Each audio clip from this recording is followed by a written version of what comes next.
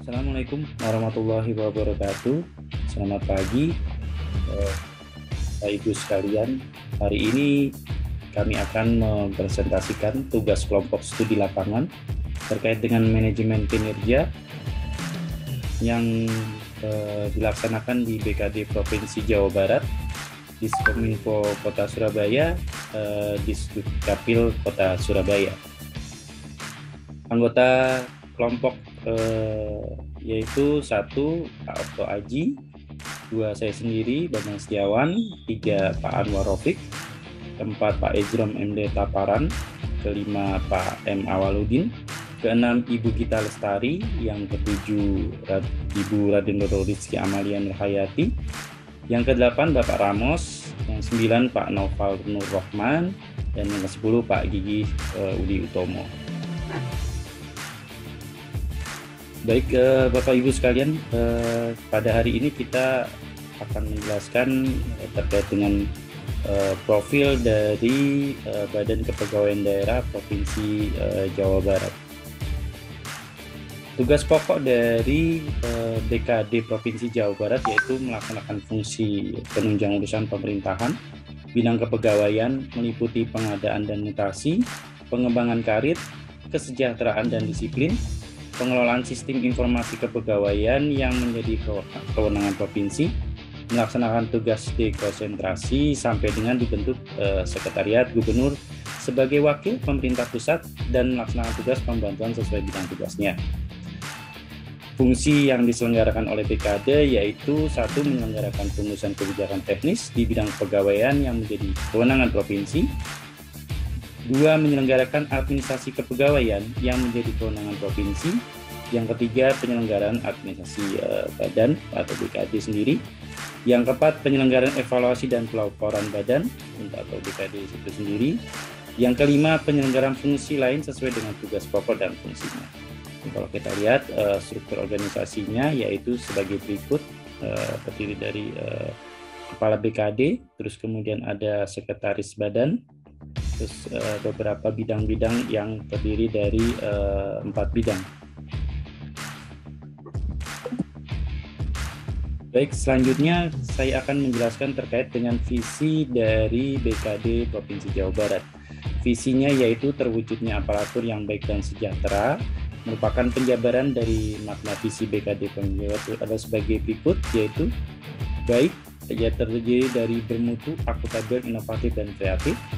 Yang dimaksud dengan bermutu itu memiliki kualitas atau memenuhi atau melebihi standar kualitas yang telah ditentukan. Yang kedua, akuntabel, dapat mempertanggungjawabkan setiap langkah atau kegiatan yang telah dilaksanakan. Inovatif, memiliki sifat memperkenalkan atau menampilkan suatu pembaruan atau kreasi baru. Kreatif, memenuhi daya cipta atau memiliki kemampuan menciptakan sesuatu yang bermanfaat atau meningkatkan manfaat. Sejahtera, memiliki rasa aman, nyaman, tentram baik secara lahir, materi, maupun batin jiwa. 7 prioritas kebijakan manajemen yaitu 1. Rekrutmen PNS, yang kedua peningkatan kompetensi, yang ketiga profesionalisme dalam pengembangan karir PNS, yang keempat disiplin dan etika PNS, yang kelima pengembangan sistem informasi kepegawaian berbasis IT, yang keenam pelayanan administrasi kepegawaian, yang ketujuh remunerasi dan kesejahteraan PNS. Misi dari BKD Provinsi Jawa Barat yaitu 1. Meningkatkan disiplin dan profesionalisme pegawai, yang kedua mewujudkan modernisasi sistem kepegawaian, yang ketiga meningkatkan kesejahteraan aparatur berbasis negara. Demikian selanjutnya akan dijelaskan oleh rekan kami.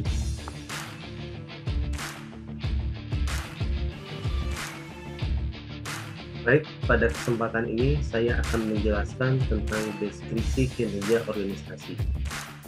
Bapak dan Ibu yang saya hormati, Badan Kepegawaian Negara (BKN) adalah lembaga pemerintah non-kementerian yang melakukan pembinaan dan manajemen aparatur sipil negara secara nasional. Hal ini sesuai dengan Pasal 1 Angka 22 Undang-Undang Nomor 5 Tahun 2014.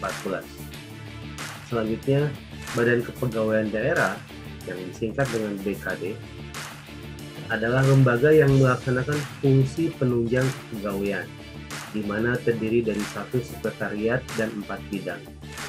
Sekretariat ini membawahi 3 subbagian, di mana setiap bidang membawahi 3 subbidang. Hal ini sesuai dengan pasal 2 huruf E angka 2 Peraturan Daerah Jawa Barat nomor 6 tahun 2016. Sehingga tugas dari BKD Jabar adalah akuisisi talenta, pengembangan talenta, retensi talenta, penempatan talenta, dan pemantauan serta evaluasi pegawai.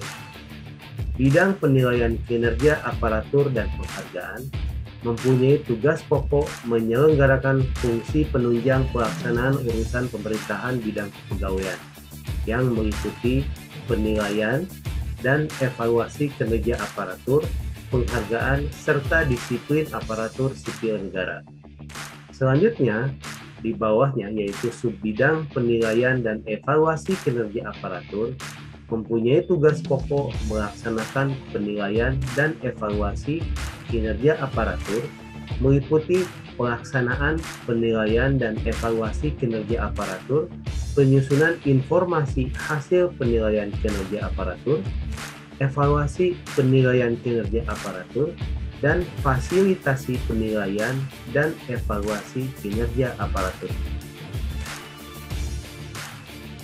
Pada paparan ini kami akan menjelaskan A3 keunggulan Key Success Factor, keunggulan strategi dan manajemen kinerja pelayanan publik. Titik awal dari starting point ini adalah untuk mendukung pelaksanaan reformasi birokrasi di bidang kepegawaian harus diawali dan dibenahi oleh 2 penegakan. 1. Penegakan disiplin kerja. 2. Penegakan etos kerja pegawai negeri sipil itu sendiri. Dari beberapa persoalan manajerial yang diindikasikan berdampak pada titik rendahnya tingkat disiplin pegawai itu negeri sipil. Di antaranya 1. Sistem manajemen pegawaian yang belum diarahkan pada kompetensi dan kinerja. Kedua, sistem remunerasi ASN yang belum didasarkan pada merit system, disiplin kerja, sehingga cenderung mengakibatkan ASN tersebut sangat minimal atau tingkatannya pada kinerjanya yang minimal.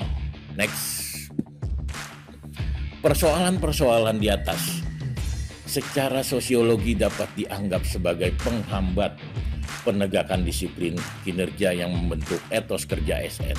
Masalah disiplin ASN merupakan salah satu bagian dari 7 prioritas kebijakan manajemen kepegawaian secara nasional yang harus dilaksanakan dan menjadi ranah perhatian pemerintah daerah Pemda Jawa Barat. Next, tunjangan remunerasi kinerja atau kita sebut dengan TRK dapat digunakan untuk waktu yang sangat lama. TRK kita bagi ada 4 TRK, yaitu TRK untuk harian di mana digunakan untuk melaporkan aktivitas pegawai sehari-hari, TRK yang digunakan bulanan untuk melaporkan kinerja yang dihitung bulanan, TRK yang digunakan untuk tahunan adalah untuk membuat SKP tahunan, SKP akhir tahun bagi setiap pegawai. TRK keempat adalah TRA yang digunakan untuk memfasilitasi hal-hal yang sewaktu-waktu dilakukan. Misalnya kepegawaian pindah jabatan, maka pegawai tersebut akan menutup SKP-nya, akan menutup SKP-nya dan menyusun SKP yang baru. Next, upaya untuk mengurangi atau memperkecil bahkan menghilangkan terjadinya pelanggaran disiplin untuk meningkatkan pemberdayaan atau etos kerja di Jawa Barat dapat dikatakan berjalan dengan lancar dan sukses dengan beberapa faktor. 1. Faktor adanya dukungan pimpinan. 2. Faktor implementasi sistem merit. 3. Tersedianya aplikasi assessment center atau untuk seluruh pegawai. tersedianya aplikasi kebijakan manajemen talenta. 5. Implementasi ASN Corporate University. 6. Tersedianya big data kepegawaian yang terintegrasi baik dengan tingkat pusat, provinsi maupun kabupaten kota. Ketujuh, penerapan Human Capital Development Strategy. Baik Bapak Ibu, terima kasih. Selanjutnya kita akan membahas mengenai strategi dan manajemen kinerja pelayanan publik yang berkelanjutan. Hal ini sangat bergantung ke beberapa hal yang membuat inovasi pelayanan publik di pemerintah daerah Jawa Barat itu dapat dikatakan berhasil. Yang pertama adalah keberlanjutan kebijakan pimpinan. Jadi inovasi yang sudah direncanakan sebelumnya oleh Gubernur Ahmad Heriawan itu tidak berubah dan dilanjutkan atau diteruskan oleh Gubernur selanjutnya, yaitu Bapak Ridwan Kamil.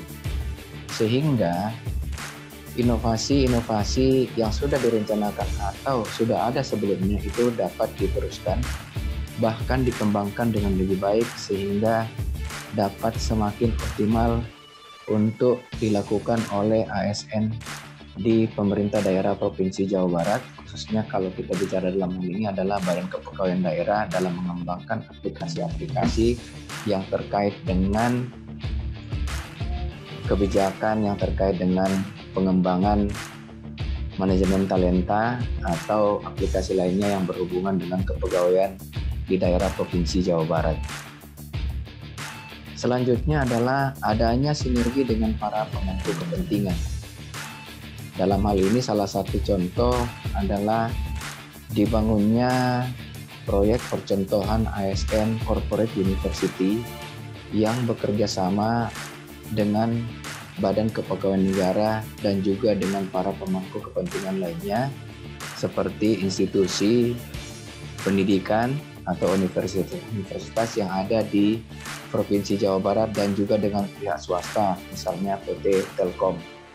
Sehingga proyek percontohan Corporate University ini dapat berjalan dengan baik di Pemda Provinsi Jawa Barat dan selanjutnya diharapkan dapat menjadi contoh untuk pelaksanaan inovasi yang sama di pemerintah daerah atau kementerian lembaga lainnya.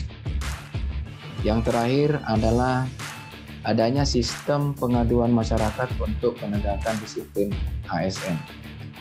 Hal ini memungkinkan untuk masyarakat dapat menyampaikan keluhan kepada Badan Kepegawaian atau bahkan kepada gubernur langsung mengenai penegakan disiplin aparatur sipil negara di lingkungan Pemda Jawa Barat.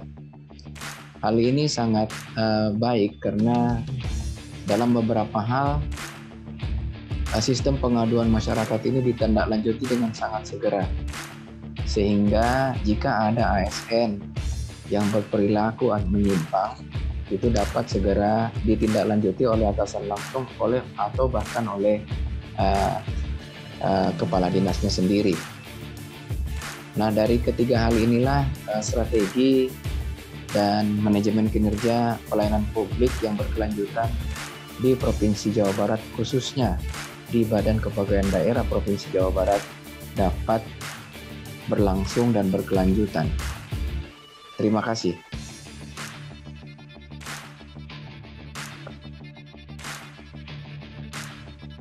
Baik, Bapak Ibu, melanjutkan apa yang sudah disampaikan rekan kami tadi.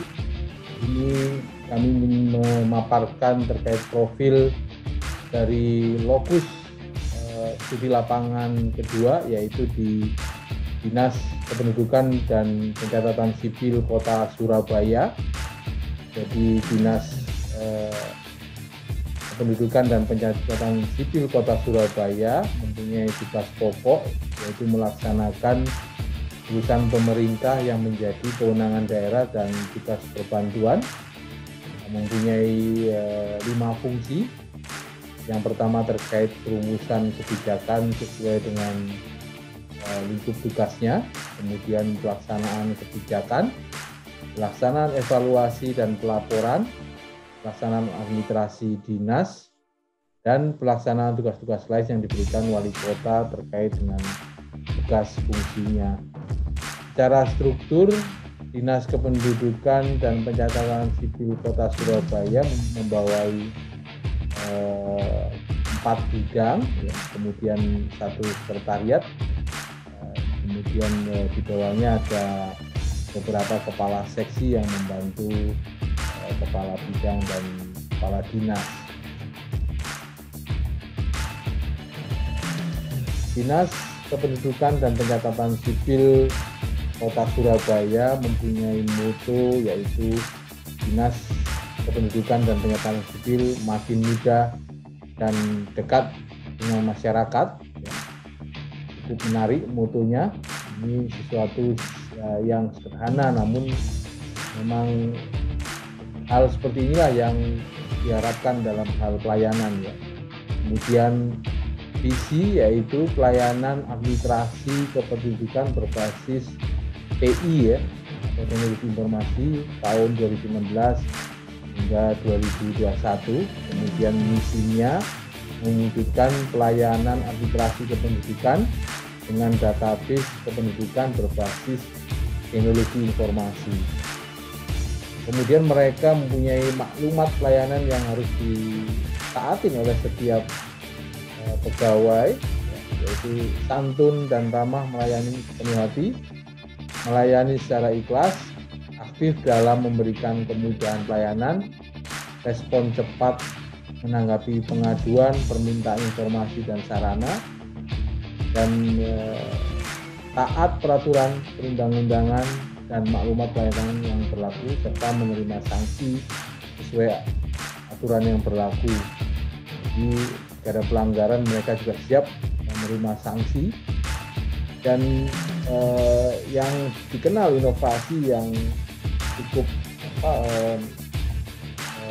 bagus dari dinas ini yaitu terkait program inovasi 6-in-1, ya, atau 6-in-1 di dalam hal pendaftaran kependudukan, ya. Jadi di sini satu aplikasi ini pelayanannya terdiri dari pencatatan kelahiran, kematian, ya, pindah datang, pindah keluar, perkawinan, dan perceraian, sehingga ini cukup memudahkan bagi warga Kota Surabaya di dalam pengurusan ini semua. Kemudian dua paparan dari kami, ya, nantinya akan disampaikan oleh Ibu Vicky Amalia. Terima kasih. Selanjutnya kami akan menyampaikan kinerja organisasi Dinas Kependudukan dan Catatan Sipil. Tugas dinas ini melaksanakan urusan pemerintahan yang menjadi kewenangan daerah dan tugas perpaduan. Memiliki fungsi perumusan dan pelaksanaan kebijakan, pelaksanaan evaluasi dan pelaporan, pelaksanaan administrasi dinas, pelaksanaan tugas-tugas lain yang diberikan oleh wali kota. Dalam melaksanakan layanannya, kepala dinas ini didukung oleh sekretaris dinas, kepala bidang pelayanan pendaftaran penduduk, kepala bidang pelayanan pencatatan sipil, kepala bidang pengelolaan informasi administrasi kependudukan, kepala bidang pemanfaatan data dan inovasi pelayanan. Indikator mengukur kinerja dinas ini ada 3. 1. Produktivitas. Pelayanan publik dinilai baik bila mana pelayanan diberikan kepada masyarakat secara baik dan optimal. Yang kedua adalah responsivitas. Daya tanggap dinas dalam layanan ini dan memenuhi kebutuhan masyarakat secara cepat, tepat, dan tanpa prosedur yang berbelit-belit dengan menerapkan waktu standar pelayanan yang minimal. Hal yang ketiga adalah kualitas pelayanan. Kualitas pelayanan ini sesuai dengan standar yang sudah ditetapkan. Baik, kita memasuki slide keunggulan atau key sukses faktor, keunggulan strategi dan manajemen kinerja pelayanan publik pada Dinas Kependudukan dan Catatan Sipil Kota Surabaya yang menjadi salah satu objek studi lapangan secara online pada PKA kali ini. Ada 6 hal yang menjadi kunci sukses adalah faktor dukungan pimpinan, di mana Ibu Risma sejak 2014 melakukan inovasi pelayanan publik khususnya di bidang kependudukan dan catatan sipil dengan program six in one-nya, kemudian ada kolaborasi stakeholder, bahwa kegiatan ini, kegiatan pelayanan masyarakat maupun pelayanan publik ini tidak bisa berdiri sendiri. Harus ada terintegrasi, kolaborasi, dan kerjasama antar instansi baik internal maupun eksternal. Di samping itu juga perlu sarana dan prasarana yang memadai, didukung juga dengan SDM dan keterlibatan dari seluruh perangkat daerah. Dalam hal ini juga melibatkan rukun tetangga. Di samping itu juga pemerintah Kota Surabaya juga intensif melakukan komunikasi publik kepada masyarakat sehingga terbiasa dengan menggunakan teknologi informasi di dalam mendapatkan pelayanan publik pada Dinas Kependudukan dan Catatan Sipil. Tidak kalah penting dengan ada big data integrasi mulai dari pusat, provinsi, daerah, kabupaten, kota sangat mendukung di dalam implementasi pelayanan publik ini.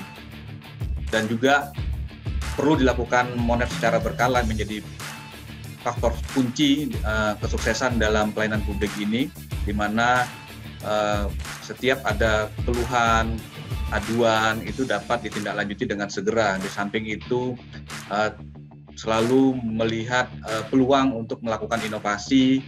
Di samping itu juga apabila ada kendala di dalam pelayanan akan dilihat faktor penyebabnya apa. Itulah yang dilakukan di dalam Monep secara berkala, termasuk di dalamnya program reward and punishment bagi ASN yang melayani pelayanan publik di Dukcapil Kota Surabaya. Demikian ada 6 yang menjadi kunci sukses di dalam unggulan strategi dan manajemen kinerja pelayanan publik di Dukcapil Kota Surabaya. Terima kasih.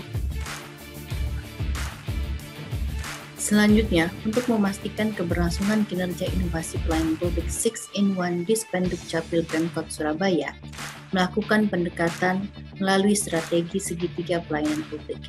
Pertama, di sumber daya manusia.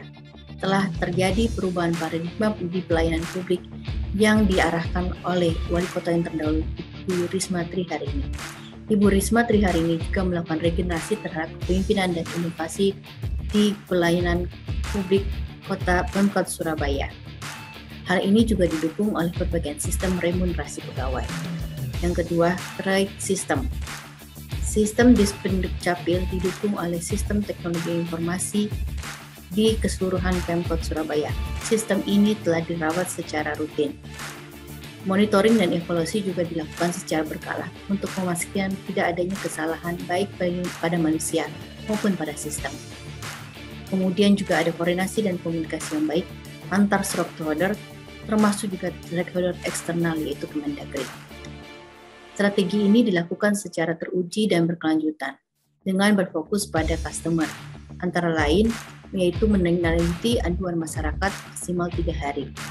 Kemudian sosialisasi dan interaksi masyarakat ini juga didukung dengan kerjasama atau sinergitas dengan elemen masyarakat lain seperti media massa maupun swasta. Ini bisa mengoptimalkan sosialisasi dan pelaksanaan kegiatan. Baik, Bapak Ibu, sebagaimana tadi disampaikan oleh rekan-rekan kami di depan, maka lesson learn hasil studi lapangan yang dapat kami simpulkan dari 2 lokus di depan adalah sebagai berikut. Yang pertama terkait dengan peran kepemimpinan. Pemimpin sangat berperan dalam aksi perubahan. Bapak Ahmad Heriawan sebagai Gubernur Jawa Barat saat itu menjadi promotor dalam pembangunan tata kelola manajemen kinerja, yang kemudian dilanjutkan dengan Bapak Gubernur Ridwan Kamil. Ibu Tri Risma Harini sebagai Wali Kota Surabaya merupakan role model dalam pelayanan publik. Beliau sangat berperan dalam mengubah paradigma pelayanan publik di pemerintah Kota Surabaya dan membangun tim perubahan yang berkesinambungan. Sedangkan terkait inovasi pelayanan, BKD Jawa Barat membangun sistem manajemen kepegawaian terintegrasi yang dinamakan Siap Jabat. Inovasi dimulai dari mengubah sistem presensi manual menjadi sistem presensi digital yang berbasis geotagging. Sistem presensi digital ini kemudian diintegrasikan dengan sistem penilaian kinerja dalam sistem remunerasi pegawai. Sedangkan di Dispenduk Capil berhasil menggabungkan 6 pelayanan kependudukan, yaitu kelahiran, kematian, pindah masuk, pindah keluar, perkawinan, dan perceraian dalam satu sistem yang terintegrasi dinamakan e-Lampit. Aplikasi ini juga didukung dengan sistem digital yang sudah tersedia di pemerintah kota Surabaya seperti server dan e-kiosk. Selanjutnya, terkait dengan kompetensi dan pemberdayaan sumber daya manusia, kita melihat bahwasanya di SDM di Provinsi Jawa Barat telah dikelola melalui sistem Online Assessment Center ASN dan manajemen talenta dari perekrutan lulusan baru dari universitas seperti itu ya.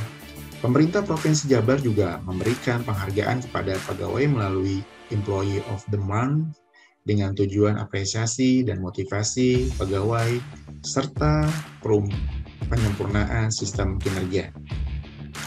Pemerintah kota juga memberikan apresiasi terhadap kelebihan capaian kinerja ASN setiap 3 bulan sekali.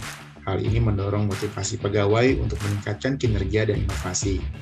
Pemerintah Kota Surabaya juga memberikan kesempatan untuk ASN mengikuti pelatihan yang disediakan oleh Kominfo secara berkala. Selanjutnya terkait dengan pembangunan jejaring kerja dan kolaborasi pemangku kepentingan, paling tidak di sini kita melihat adanya beberapa stakeholder yang akan saling terkait gitu ya, atau mendukung kegiatan ini. Yang pertama, pada DKD Jawa Barat kita melihat adanya kerjasama dengan universitas unggulan tentunya ya dalam merekrut pegawai baru untuk bekerja di Provinsi Jawa Barat. Kemudian untuk mendukung sistem informasi, pemerintah Jawa Barat juga berkolaborasi dengan ITB dan universitas lainnya, Universitas Telkom seperti itu. Kemudian pada pemerintah Kota Surabaya bekerjasama dengan universitas unggulan untuk mengembangkan sistem informasi pelayanan publik secara in-house. Secara khusus di sistem Capil Kota Surabaya bersama dengan Kemendagri untuk mengintegrasikan data kependudukan di Kota Surabaya. Kami bersama teman-teman melihat bahwasanya sekitar ada 7 pemangku kepentingan yang bisa kami catat dalam hal ini.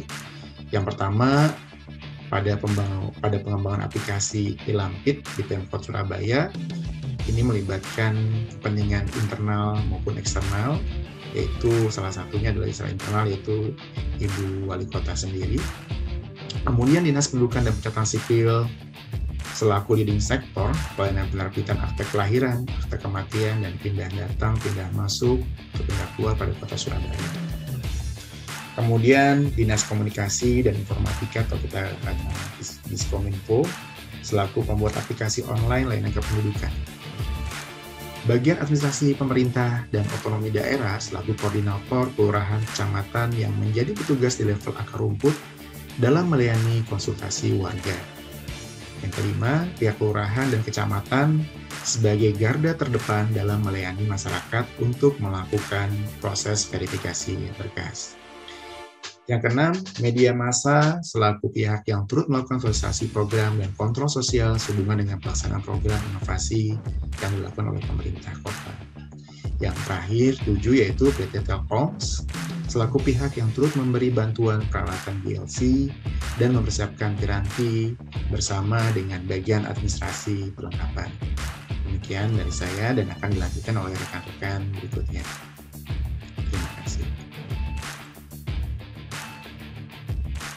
Baik, terima kasih. Kami lanjutkan ke nomor 5, penerapan manajemen kinerja. Dari 2 hasil studi lapangan, baik yang ada di Badan Kepegawaian Daerah Provinsi Jawa Barat maupun di pemerintah Kota Surabaya, keduanya telah menerapkan sistem digitalisasi sebagai upaya meningkatkan manajemen kinerja pegawai secara terstruktur. Hal ini antara lain dicapai melalui ketersediaan kontrak kinerja yang terukur, melalui mengkuantifikasi target dan capaian-capaian kinerja dalam metrik, sehingga secara objektif dapat digunakan sebagai penilaian kerja. Hal itu juga didukung oleh ketersediaan informasi berbasis big data sebagai upaya untuk menganalisis permasalahan-permasalahan terkait dengan kinerja pegawai maupun dengan layanan yang diberikan kepada masyarakat. Kemudian di nomor 6, terkait dengan manajemen risiko, secara spesifik dari kalau kami amati, terutama yang ada di BKD Jawa Barat, telah mampu menerapkan pendekatan manajemen risiko dalam sistem pengendalian intern pemerintah atau SPIP.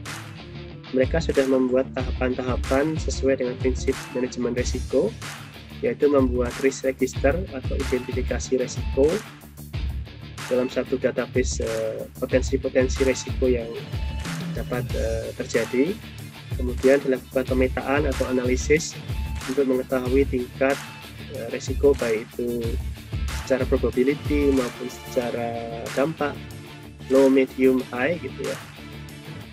Kemudian sebagai langkah berikutnya memetakan risiko-risiko tersebut ke dalam atau menjadi upaya pengendalian risiko yang perlu dilakukan.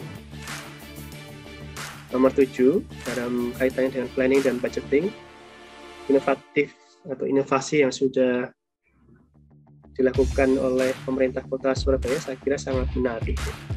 Mereka menggunakan sistem informasi dan aplikasi berupa Government Resource Management System atau GRMS yang secara terpadu mampu mengintegrasikan antara proses perencanaan kegiatan, penganggaran, pelaksanaan, monitoring, dan evaluasinya. Saya kira ini salah satu inovasi yang sangat menarik dan sangat bagus dari pemerintah Kota Surabaya.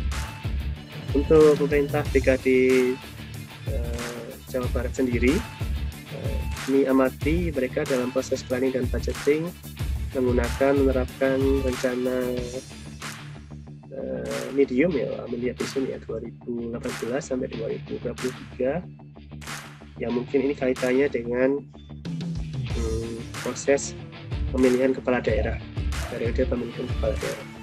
Jadi kita perlu melihat bagaimana sustainability dalam proses planning dan budgeting ini, kaitannya bagaimana jangka panjang yaitu lebih independen atau lebih visioner terlepas dari periode pemilihan dari kepala daerah.